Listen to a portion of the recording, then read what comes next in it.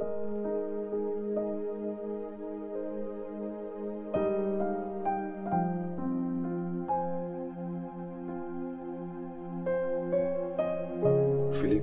chapter 4. Mga bilin ni Paul.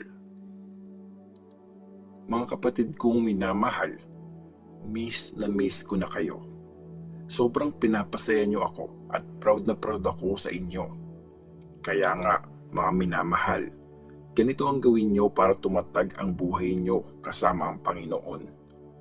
Nakikiusap ako sa inyo, Euodia at Syntyche. Please, magkasundo na kayo bilang magkapatid sa Panginoon. Nakikiusap din ako sa iyo, tapat kong co-worker. Tulungan mo ang mga babaeng to. Kasama ko silang naghihirap para i-share ang magandang balita. Kasama si Clement at yung iba pang co-workers ko. Nakasulat ang mga pangalan nila sa libro ng buhay.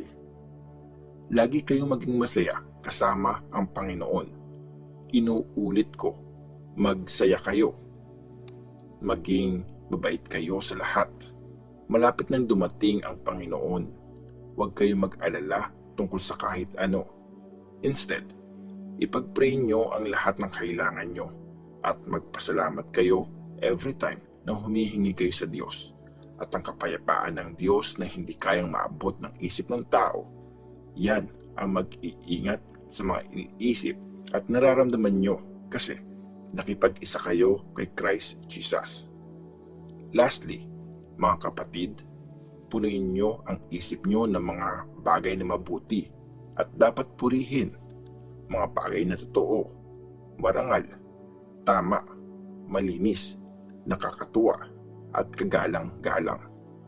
Gawin nyo kung ano yung mga natutunan at tinanggap nyo sa akin, yung mga narinig nyong sinabi ko at mga nakita nyong ginawa ko.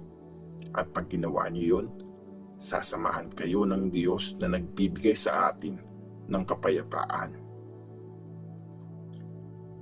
Thank you sa binigay nyo. Ang saya-saya ko sa Panginoon. After kasi ng mahabang panahon, naging concerned ulit kayo sa akin. Well, concerned naman talaga kayo. Wala lang kayong chance na mapakita yun noon. Hindi naman sa naghahanap ako ng tulong galing sa inyo. Kasi natutunan ko nang maging kontento. Meron man ako o wala. Alam ko kung paano maging kapos at maging sagana. Natutunan ko na ang sikreto ng pagiging kontento sa lahat ng sitwasyon. Busog man ako o gutom. Sobra-sobra man ang meron ako o napaka-konti. Kaya kong gawin ang lahat ng bagay. Kasi binibigyan ako ni Christ ng lakas. Pero syempre, natutuwa ako kasi tinulungan niyo ako nung naghihirap ako. Alam niyo mismong mga Philippians na simula pa nung una kong pinreach ang magandang balita pag alis ko ng Macedonia, walang ibang church na nakasama ko sa pagbibigay at pagtanggap ng blessing. Kayo lang.